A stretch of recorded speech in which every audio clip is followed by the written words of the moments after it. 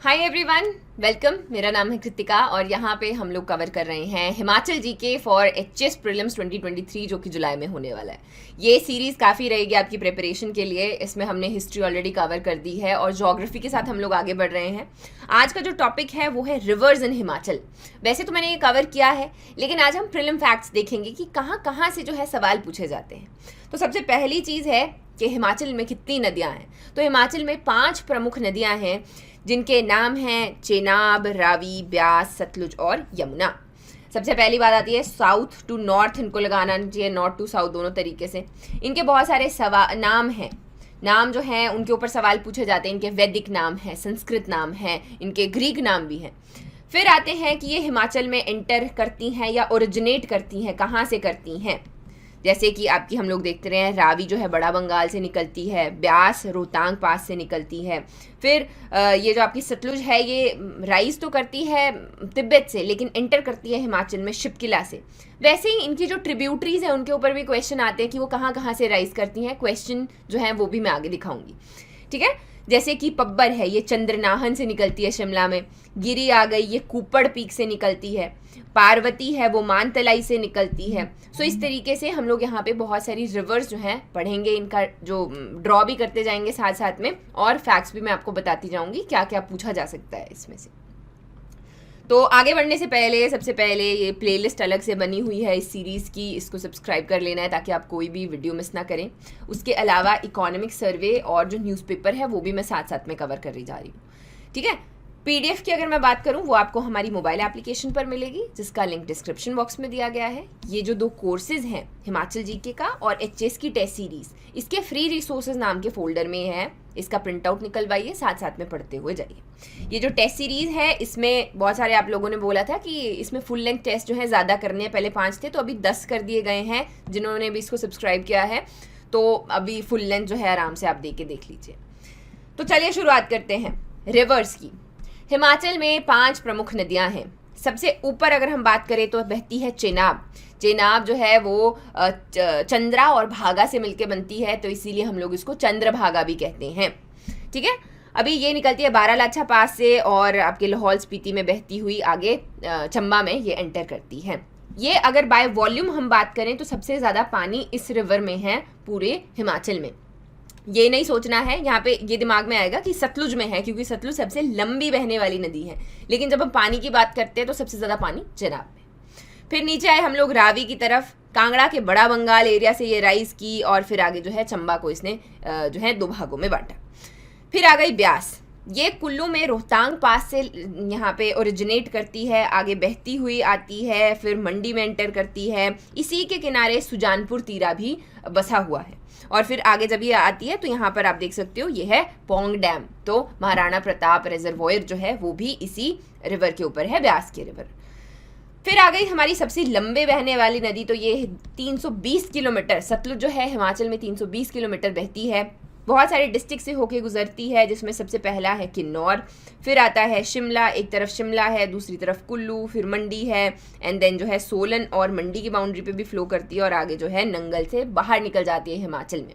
इससे पहले बिलासपुर में एक बहुत बड़ा one of the highest gravity dam जो कि है भाखरा नंगल डैम, वो भी यहाँ पर बनाया गया है, ठीक है। And then the last one is Yamuna river. ये सबसे कम बहती है, करीब 30 किलोमीटर, 28-30 किलोमीटर के पास में ये हिमाचल में बहती है। लेकिन इसकी ये जो ट्रिब्यूटरीज हैं ये बड़ी इंपॉर्टेंट है।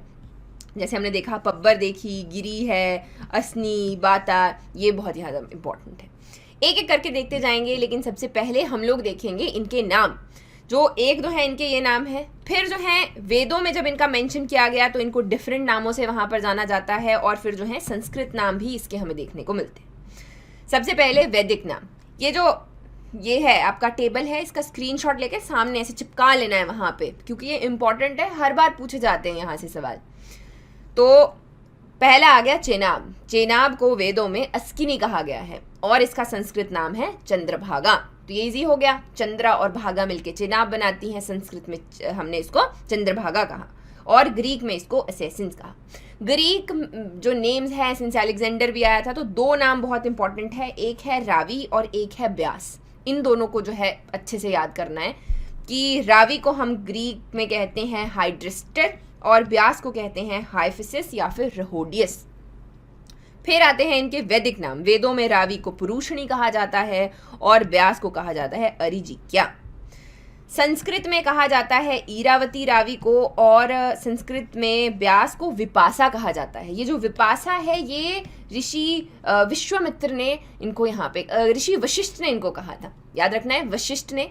बोला जाता है जो आपके ऋषि वशिष्ठ हैं उनके बीच में और विश्वामित्र के बीच में एक एनिमिटी थी, यहाँ पे उनके बीच में दुश्मनी थी, और इसी कारणवश जो है वशिष्ठ के जितने भी बेटे थे उनको विश्वामित्र ने वहाँ पर मार दिया था। तो बोला जाता है जो ये ऋषि वशिष्ठ हैं इन्होंने अपने हाथ पैर बांधे और ये पानी में कूद गए, और ये ब्यास में यहाँ पर कूदे, और ब्यास ने इनके सारे जो भी बंधन थे उनको मुक्त कर दिया, उनसे उनको तोड़ दिया और इनको पानी से बाहर ले आई, किनारे पे रख दिया। तो विपासा का अर्थ होता है सारे बंधनों से मुक्त कर देने वाली। तो जो महर्षि विशिष्ट हैं उन्होंने इसको ये नाम दिया। फिर आगे आ गई सतलुज। सतलुज को वेदों में सतुद्री कहा गया है और संस्कृत में कहा गया है शताद्रु। फिर आता है ज़राड्रोस, ये जो है इसको हम लोग ग्रीस में कहते हैं, तिब्बत में इसको थोड़े डिफरेंट नामों से जाना जाता है। फिर आ गई यमुना। यमुना को कहते हैं कालिंदी। तो कुलिंद देश के किनारे, कुलिंद जो हमने जनपद भी पढ़े थे हिस्ट्री में, वो था कालिंदी के किनारे जो बसा हुआ देश था उसको कुलिंद वहाँ पर जनपद कहा गया। और जो है इसको कभी कभी यामी भी कहा जाता है, यामी क्योंकि ये यम देवता की बहन है। तो मिथिकल रिलेशंस इनके हम लोग यहाँ पे देखते हैं। तो इसी के साथ में आगे बढ़ते हैं, अपनी पहली रिवर के साथ में शुरू करते हैं, वो है सतलुज। तो सबसे ज़्यादा ये बहती है और इसकी बड़ी इंपॉर्टेंट ट्रिब्यूटरीज हैं जो कि हमें पता होनी चाहिए। सबसे पहले ये राइज कहाँ पे करती है? ये राइज करती है मानसरोवर लेक में। ये तिब्बत में है। इसको लेक अनकॉन्करेबल कहा जाता है क्योंकि यहाँ को कोई कॉन्कर नहीं कर पाया। क्यों नहीं कर पाया? क्योंकि हमने माउंटेन रेंजेस पढ़ी और ये आपके ट्रांस हिमालयाज में आती हैं, तो बहुत हायर हिमालयाज में है, हर कोई वहाँ पे नहीं जा सकता। और इसकी जो शेप है वो एलिफेंट माउथ शेप है, तो उस तरीके से ये वहाँ पे बनी हुई है। वहाँ से सतलुज राइज करती है और हिमाचल में आती है शिपकिला पास से। तो यहाँ पर एक पास है शिपकिला, वहाँ से ये हिमाचल में एंटर करती है। अब इसकी जो सबसे पहली ट्रिब्यूटरी यहाँ पे आती है वो है स्पीति। अब लेकिन इससे पहले कुछ क्वेश्चंस पूछे जाते हैं, जैसे जितनी भी ये रिवर्स हैं ये पूछा जाता है कि कौन सी माउंटेन रेंजेस के बीच में ये यहाँ पे बहती हैं या फिर कौन सी माउंटेन रेंजेस को ये कट करती हैं। तो हमने माउंटेन रेंजेस ऑलरेडी पढ़ ली हैं, आपको पता है कि कहाँ पे ट्रांस हिमालयाज हैं, कहाँ पे धौलाधार है, Pir Panjal, greater Himalayan range. तो इससे अब देखो सतलुज, ध्यान से देखिएगा, ये सतलुज है और ये चारों की चारों रेंजेस को यहाँ पे काटती है बीच में से। वैसे ही अगर हम लोग देखते हैं आपकी ब्यास को, तो ब्यास जो है वो पीर पंजाल और ग्रेटर हिमालयन रेंज ऊपर रह जाते हैं, ये सिर्फ धौलाधार को और शिवालिक्स को यहाँ पर बीच में काटती है। ठीक है, फिर आती है रावी। रावी जो है वो काटती है सिर्फ धौलाधार को। हम लोग चेनाब की जब बात करते हैं, ये पीर पंजाल के बीच में और ग्रेटर हिमालयन रेंज के बीच में यहाँ पे फ्लो करती है। सो ये जो है एक और एस्पेक्ट आ जाता है जहाँ पे सवाल जो है पूछे जाते हैं। अभी पिछली बार इन्होंने ये भी पूछा था कि ये जो ग्रेटर हिमालयन रेंज है इसमें से ही धौलाधार निकलती है बद्रीनाथ से, ये ट्रू है कि फॉल्स है? तो ये बिल्कुल सही था। ये ग्रेटर हिमालयन रेंज है हमारी, इसी में से बद्रीनाथ के पास में धौलाधार निकल जाती है और आगे जाके हम लोग कुल्लू के पास में देखते हैं पीर पंजाल भी इसी में से निकलती हैं। तो ये आपके क्वेश्चंस होते हैं। फिर आती हैं ट्रिब्यूटरीज। सतलुज की बहुत सारी ट्रिब्यूटरीज हैं, बहुत सारी खड्डें हैं जो इसमें पानी जो है ड्रेन करती हैं, लेकिन कुछ बड़ी हैं जिनको देखेंगे, और जिसमें सबसे पहली आती है स्पीति। अब देखो ये है स्पीति, ये नीचे को बहती है। अगर आप पहली बार पढ़ रहे हो तो आपको लगेगा कि ये चेनाब वाली साइड को जाएगी, लेकिन नहीं, ऐसा नहीं है। यहाँ पे ये राइज करती है कुंजुम रेंजेस से। ठीक है, तो कुंजुम पास भी यहाँ पर है, कुंजुम रेंजेस से ये यहाँ पे ओरिजिनेट करती है और ऐसे करके आगे बढ़ती हुई सतलुज में मिलती है। इससे पहले इसकी अपनी भी ट्रिब्यूटरीज हैं। यहाँ पे पिन रिवर एक जो है वो इसकी ट्रिब्यूटरी है। ऊपर से लिंगटी घाटी हम पढ़ते हैं, तो लिंगटी जो है वो भी इसकी ट्रिब्यूटरी है। और भी आती हैं दो जिनका नाम है तेगपो और काबजिन। तो इसकी ट्रिब्यूटरीज इतनी है, इसका मतलब है ढेर सारा पानी लेके आती है और फिर उसको सतलुज में डालती है। ठीक है, तो याद रखेंगे कहाँ से राइज की, कुंजुम रेंज से या कुंजुम पास से। फिर इसकी ट्रिब्यूटरीज हैं तेगपो, काबजिन, पिन आ गई, लिंगटी है, और ये जो है सारा यहाँ वैली एरिया से आती है और नीचे आके नामगिया में सतलुज से मिलती है। इसको नामगिया भी कहा जाता है, इसको खाब संगम भी कहा जाता है। तो दोनों जो है एक ही है, अगर दोनों में से कोई भी एक लिखा जाए तो वो ट्रू रहेगा कि स्पीति से सतलुज नामगिया में या खाब संगम में मिलती है। और भी कुछ यहाँ पर इनके जो ट्रिब्यूटरीज हैं इनके नाम एक बार देख लेने हैं ताकि आपको थोड़ा आइडिया रहे कि स्पीति के ये यहाँ पर ट्रिब्यूटरीज हैं। ठीक है जी। फिर आती है अगली बास्पा, जो ये आपकी रिवर है बास्पा। ये एक वैली है जिसको आपने सुना होगा कि ये है Sangla valley. Sangla valley, Tukpa valley, फिर बास्पा वैली, ये जो है सेम ही है ना। तो ये यहाँ से आती है ढेर सारा पानी लेके। ये देख सकते हो आप, ये है चितकुल, जिसको लास्ट विलेज भी कहा जाता है इंडिया का। तो इसके बीच में यहाँ से ये बास्पा यहाँ पे बहती है और फिर आगे खड़चम में सतलुज से मिलती है। तो याद रखेंगे कहाँ पे मिलती है, खड़चम में। ठीक, यहाँ पर इसको फीड करने वाला एक ग्लेशियर है जहाँ से ये ओरिजिनेट करती है बास्पा रिवर, उसका नाम है बास्पा बामक। तो ये आप याद रखेंगे कि बास्पा बामक इसको हम लोग यहाँ पे कहते हैं और खड़चम में मिलती है। अब यहाँ पे जो हम लोग बात करते हैं ना, साइंस में भी आपने पढ़ा होगा, सिंस आप तैयारी तो कर ही रहे हो, उसका नाम है बायोमैग्निफिकेशन। हम लोग पढ़ते हैं कि क्या हुआ, मरकरी जो है वो जो है स्टोर हो रहा है धीरे धीरे हमारी फूड चेन में, जैसे वो ह्यूमंस तक भी पहुंच रहा है। तो वो होता है यूजुअली फिशेज में। अभी यहाँ पे जो है पानी बहुत ज़्यादा साफ़ है, तो यहाँ की जो फ़िश है वो काफ़ी फेमस है। उसके अलावा इसको फिशरमैन्स पैराडाइज भी कहा जाता है। लेकिन ऐसा नहीं है कि कमर्शियल कोई भी बाहर से आके फिशिंग करता है, काफ़ी ऐसे अच्छे से प्रेस्टीन साफ़ सुथरे पानी में इसको यहाँ पे हम लोग देखते हैं। तो फिशर्समैन जो हैं वो लोकल यूजुअली फिशिंग वहाँ पे करते हैं। ठीक है, तो याद रखना है फिशरमैन्स पैराडाइज भी इसको हम लोग कहते हैं। फिर जो ये बास्पा रिवर है, यहाँ पर एक ग्लेशियर का नाम है जिसका नाम है चंगशखागो। तो ये भी इम्पॉर्टेंट है। इस ग्लेशियर कौन सी रिवर को फीड करता है, तो ये बास्पा रिवर को फीड करता है। फिर आती है सतलुज की अगली ट्रिब्यूटरी जिसका नाम है सोन या स्वान। अब अगर आप भलोकरा पढ़ रहे हैं तो वहाँ पे दोनों नदियाँ अलग अलग दी गई हैं, सोन अलग है, स्वान अलग है, लेकिन ये एक ही नदी है क्योंकि ये ऊना के बीच में से बहती है। बहुत सारी इसकी ट्रिब्यूटरीज है, 70+ इसकी ट्रिब्यूटरीज है। और थोड़े टाइम पहले की अगर हम बात करें तो ये जो है ऊना में बहुत सारा फ्लड लेके आती थी क्योंकि बहुत सारा पानी कैरी करती थी। फिर पानी जो है पूरा ऊना जो है भर जाता था पानी से।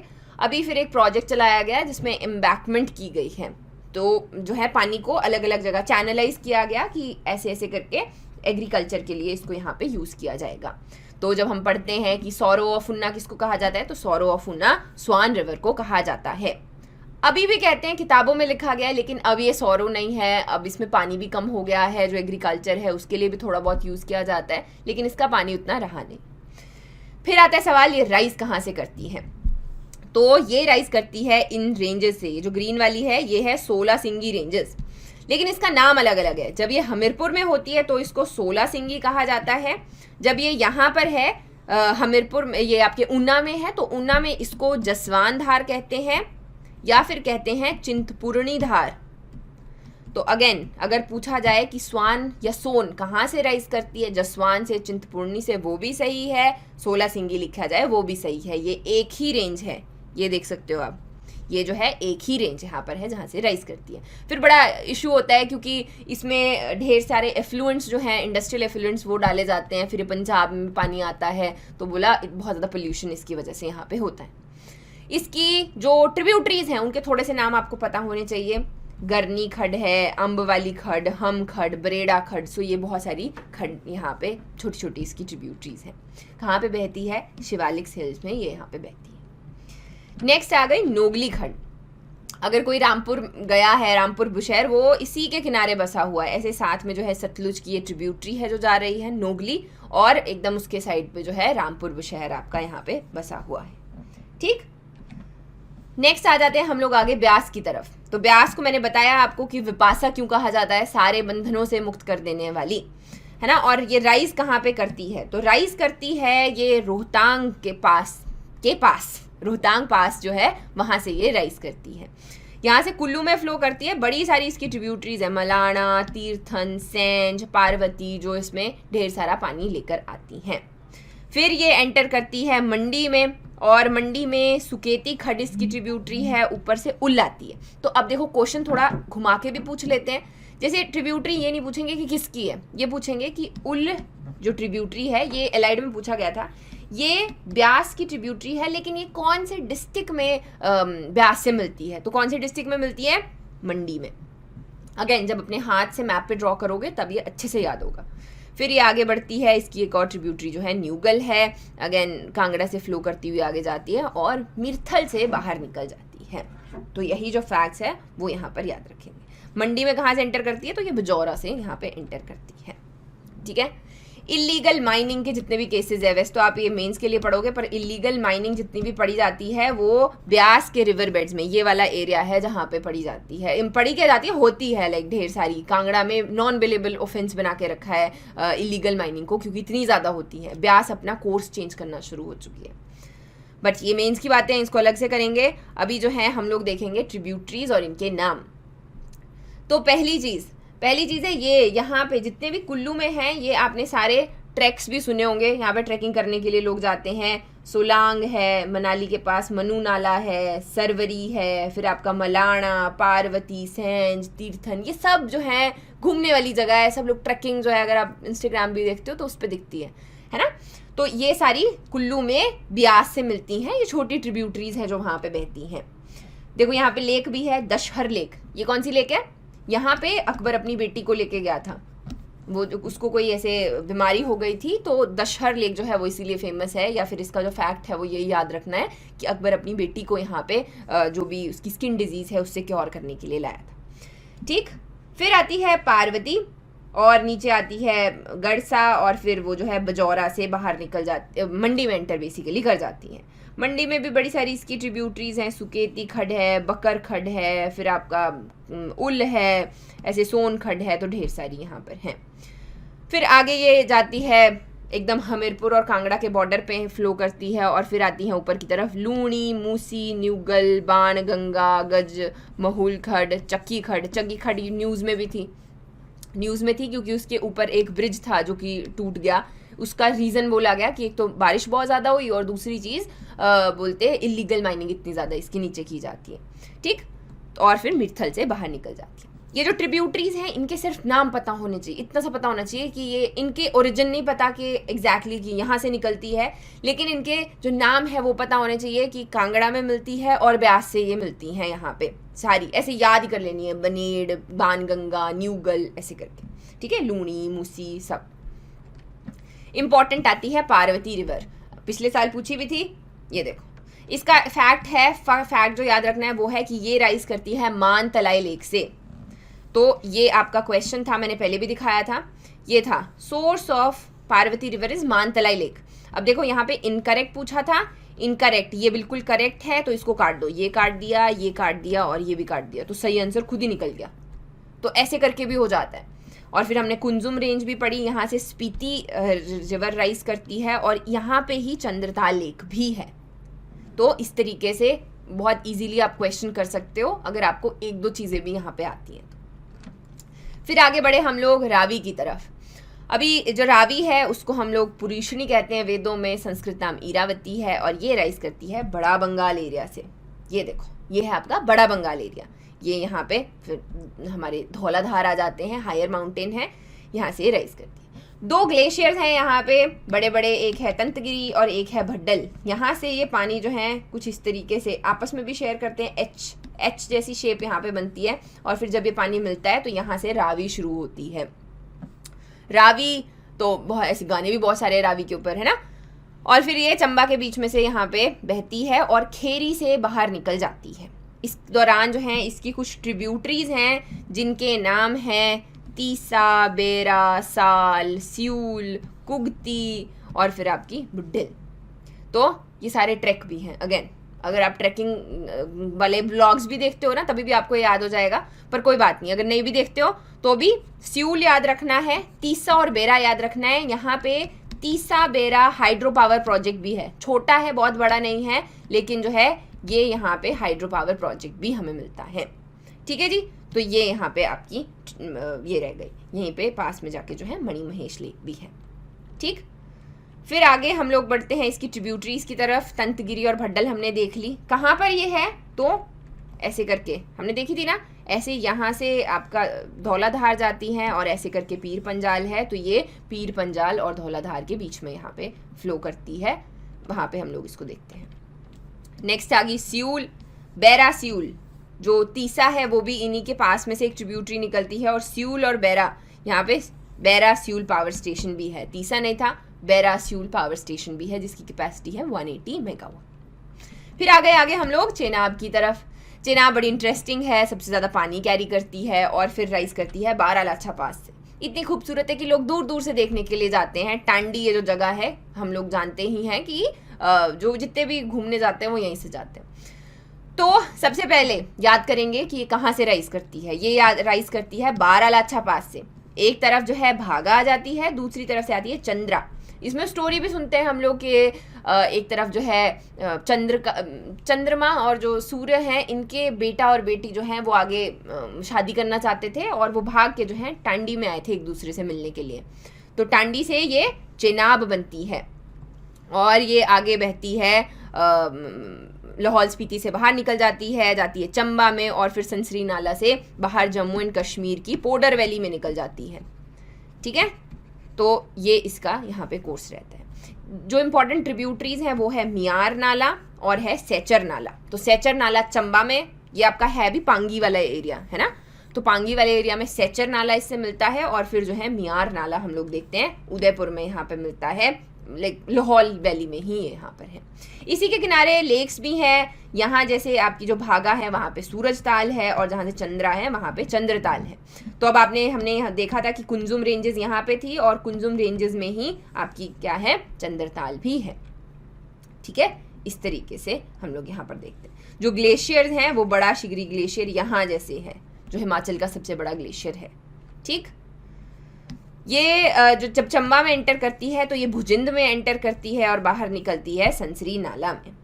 और जो चेनाब है, ये जहाँ पे ये चेनाब बनी टांडी में, वहाँ पे एक तो टांडी विलेज है, और इसको टांडी इसलिए भी कहा जाता है, बोला जाता है कि जो पांडव हैं वो जा रहे थे स्वर्ग, और वहाँ जैसे द्रौपदी का पैर फिसल गया था तो वो यहाँ पे पृथ्वी लोक पर ही रह गई, तो इसका नाम पड़ा तनदेही को जो है टांडी यहाँ पर कहा गया।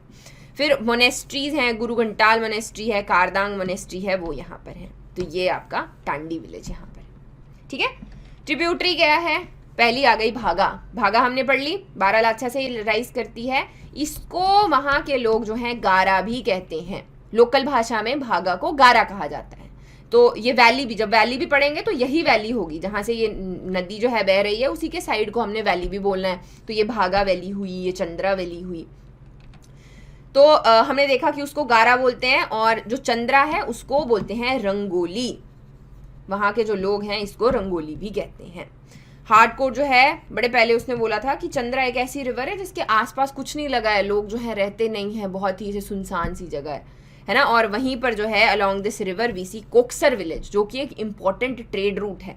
पिछले साल पूछा गया था, पहला स्टेटमेंट था कि Koksar is located on the old trade route from Indian plains to West Asia. तो ये बिल्कुल सही यहाँ पर था, बड़े इंपॉर्टेंट ट्रेड रूट पे था। म्यार नाला हम लोग देखते हैं, तो ये आपका म्यार नाला और सेचर नाला दो इसकी इंपॉर्टेंट ट्रिब्यूटरीज है। लास्ट जो है वो है यमुना, हिमाचल में बहुत छोटा डिस्टेंस जो है कवर करती है, 22, अगेन एग्जैक्टली बता नहीं सकते कितना है, क्योंकि इसकी बड़ी वाली जो ट्रिब्यूटरीज हैं वो ढेर सारा पानी लेकर आती हैं और वो भी ट्रैवल ही करती हैं। तो सबसे पहले ये राइज करती है यमुनोत्री में, जो कि उत्तराखंड में है, और वहाँ से ये आती है खोडर माजरी जो जगह है हिमाचल में, वहाँ से ये एंटर करती है सिरमौर में, और फिर ये बाहर निकल जाती है ताजेवाला से। लेकिन इस दौरान बहुत सारी ट्रिब्यूटरीज इसमें आती हैं, जो पानी सहायक नदियाँ इसकी पानी। सबसे पहली है तोंस जो है वैसे तो बॉर्डर पे फ्लो करती है, लेकिन इसमें भी जो पानी है वो लेके आती है पब्बर निकलती है रोडू के चंद्रनाहन लेक से। ठीक है, तो चंद्रनाहन से निकली पब्बर की भी ट्रिब्यूटरी है आंध्रा। तो याद रखेंगे, यमुना की ट्रिब्यूटरी है तोंस की ट्रिब्यूटरी है पब्बर, और पब्बर की ट्रिब्यूटरी है आंध्रा। ठीक, तो ये सारा पानी यहाँ पे लेकर आती है। फिर इस तरफ को अगर हम लोग सोलन वाली साइड को आते हैं, तो सोलन में असनी बहती है, असनी एक ट्रिब्यूटरी है, इसी के किनारे मोहन हेरिटेज पार्क भी है। ठीक है, तो ये आ गई आपकी। फिर ये है गिरी, ये गिरी है, ये निकलती है शिमला में ही कुप्पड़ पीक से, जुब्बल वाली साइड पे कुप्पड़ पीक है, वहाँ से ये निकलती है। फिर ये सिरमौर को 2 इक्वल भागों में बांटती है। इसको हम लोग सिसगिरी कहते हैं, इसको ट्रांसगिरी कहते हैं। ट्रांसगिरी में रहने वाली है हाटी ट्राइब, और हाटी ट्राइब को अभी मिला है एसटी का स्टेटस। तो ये करंट अफेयर्स जो हैं साथ साथ में करते हुए जाना है। जब भी हम लोग वैसे पढ़ेंगे ट्राइब्स तभी भी पढ़ेंगे, पर ट्रांस में कौन सी ट्राइब रहती है? हाटी ट्राइब यहाँ पर रहती है। फिर इसकी एक ट्रिब्यूटरी है जलाल, और एक और जो यमुना की ट्रिब्यूटरी है उसका नाम है बाता रिवर। सो इस तरीके से ये सारी नदियाँ जो हैं यहाँ पर हैं। टोन्स की अगर हम बात करते हैं, ये गढ़वाल रीजन में राइज करती है बंदरपूंछ माउंटेन से, फिर आगे बहती है और कालसी में ये यमुना से मिलती है।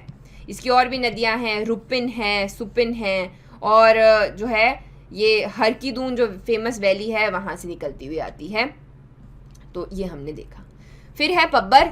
अगेन सिर्फ इतना याद रखना है कि ये चंद्रनाहन ग्लेशियर से यहाँ पर राइज करती है, जो कि शिमला में है। फिर इसकी ट्रिब्यूटरी है आगे आंध्रा। फिर हम लोग ने गिरी देखी, गिरी कुप्पड़ पीक से निकलती है। इसी के ऊपर जो है रेणुका डैम प्रोजेक्ट भी है। तो ये बड़ा इंपॉर्टेंट फैक्ट हो जाता है कि ये कौन सी रिवर के ऊपर है, तो ये गिरी रिवर के ऊपर है। फिर आ गई हमारी जलाल रिवर। ये आपकी धारती रेंजेस, यहाँ पे पढ़ते हैं हम लोग धारती रेंजेस और मार्कंडे रेंजेस, तो उनके बीच में से ही यहाँ पर ये आती है। एंड ये आ गया आपकी असनी रिवर, जो कि गिरी की ट्रिब्यूटरी है, और बहुत ही खूबसूरत मोहन हेरिटेज पार्क इसके पास में बनाया गया। फिर हमने देखी बाता। बाता जो है वो धारती रेंजेस के पास में से राइज करती है, और जो है यहाँ पे अगेन इसकी छोटी छोटी ट्रिब्यूटरीज और हैं, इनके नाम एक बार देख लेना। तो यही फैक्ट्स हैं। सवाल जो है यहीं से पूछे जाएंगे और कहीं से भी नहीं पूछे जा सकते हैं, तो इसको अच्छे से पढ़ के जाना है, याद करके जाना है। बहुत ईजिली आप वहाँ पे रिवर्स के क्वेश्चन कर सकते हैं। So thank you for watching, and please like, share and subscribe, and see you soon.